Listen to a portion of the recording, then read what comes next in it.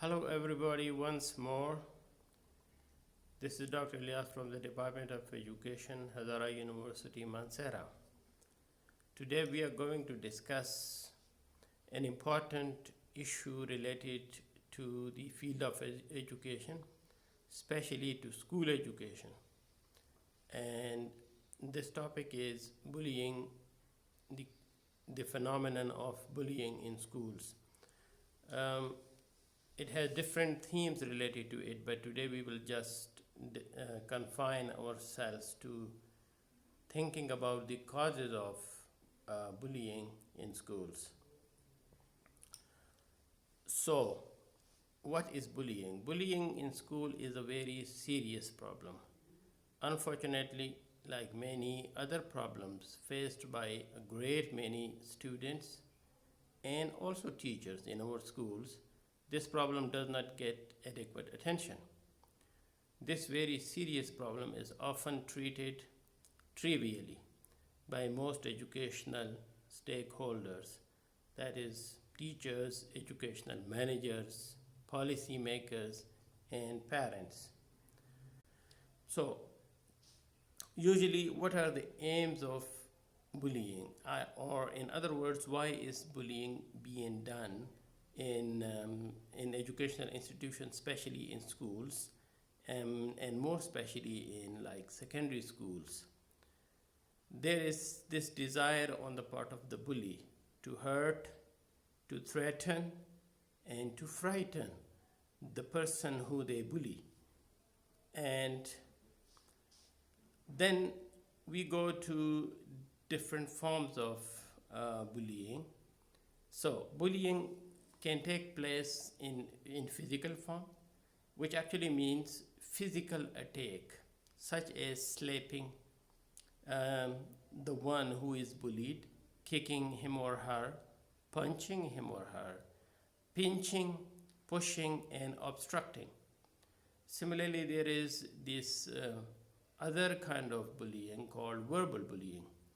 In verbal bullying, usually the bullies use language to threaten, to give threats to the bullies, to the ones who they bully, and slurs, name calling, and insulting.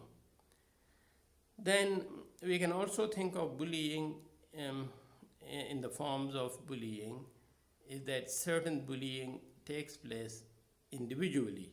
So a single bully actually does the act of bullying. And then we have also group or gang bullying, where a group of bullies actually inflict a kind of hurt or harm on the people that they bully. So the group bullying may include tactics such as social isolation or group attack on the victim of bullying. Then,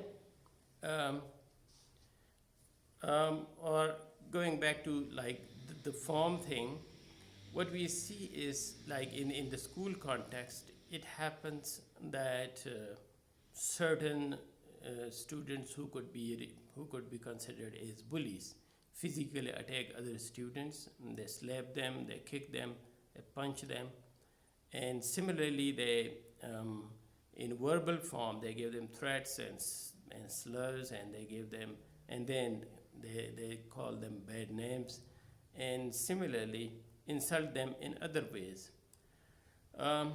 Usually there might be bigger boys or maybe bigger girls as well who can kind of involve in this, who can do bullying single-handedly or as an individual, or there could be a group of or a gang of bullies. This gang usually include students who are maybe bigger or stronger psychologically or physically, and so they victimize those students who are like weaker physically or psychologically or emotionally. And so we go to then we would also like to actually think about the causes of bullying. So, psychological pleasure seeking by bullies. There are a number of causes which um, include this one, that the bullies actually get some psychological pleasure from actually inflicting pain or hurt or insulting others, and so they get psychological pleasure from this. The second reason or cause could be jealousy on the part of the bullies. In some cases, the bullies are not doing very well in their studies, and so they become jealous of other students who are maybe physically weaker or psychologically weaker, but they are doing better. So as a result, they snatch their books or notebooks, they steal and damage the books of the weaker or smaller uh, victims, and similarly other material as well. The next cause could be that bullies actually seek favors from them. So these favors include academic favors.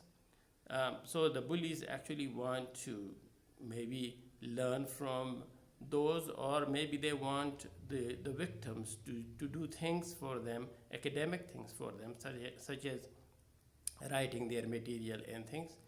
Similarly, seeking favors might also include material things.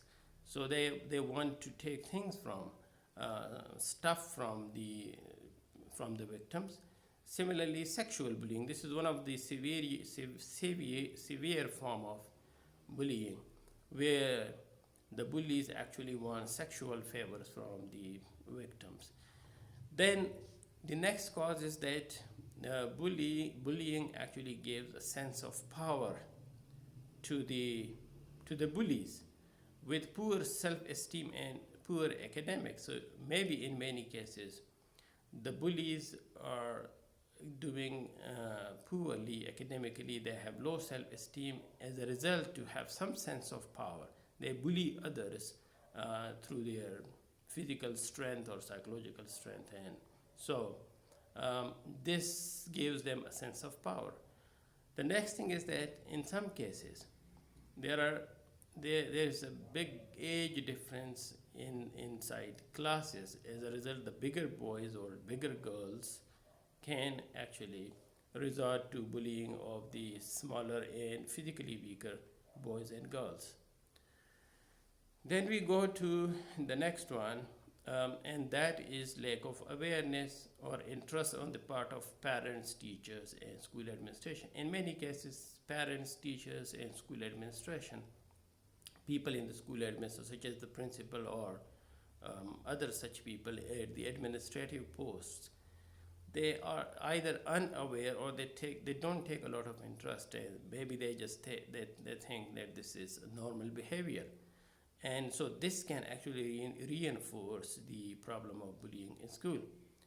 Then we also have the intentional or unintentional endorsement of the phenomena by parents and teachers. In some cases, the parents unintentionally actually help in this, and especially the parents of those students who are actually bullies. So their parents usually ignore the mischief or misdeeds of their kids because they are their kids. So in this way, it's a kind of intentional endorsement by parents. And in some cases, teachers also do this for their own reasons. Sometimes usually teachers don't do this, but in some cases, teachers might intentionally or unintentionally support bullies just by maybe ignoring their responsibilities to deal with bullies. And similarly, one very important factor that actually aids to the process of bullying is the silent suffering on the part of the victims. So in many cases, the younger, physically weaker students, they suffer bullying in silence. They don't have actually the courage to report the act of bullying to either to their teachers or to parents. And so there is this lack of communication with parents, psychological, and so these those victims are psychologically and physically weak. As a result, and then they have this communication gap with the elders, such as teachers and parents. As a result, they suffer in silence. Another factor in this silence thing is the kind of the feeling of shame and guilty. They don't want to show that they are weak and that someone is actually bullying them. So this could also be a reason for bullying. Then the next thing is that there is a school, usually, not usually, but in many cases, there is school and home disconnect, a lack of communication between parents and teachers. And this can lead to the phenomenon of bullying. So the child is suffering bullying in school, but and maybe he or she reports to some teachers or the school administration, but because there is lack of communication between the school and the home, so this issue does not get resolved. So there are quite a few causes of bullying. There could be other causes of bullying as well. I have just given some of the most prominent causes over here. If you have any questions, you can ask questions in the comment section below this video. We will also come in our next presentation. We will come up with the consequences of bullying and how to deal with bullying. If you want to explore more about this concept, you can actually go to the link given at the end of this presentation. Many thanks for watching. Take care.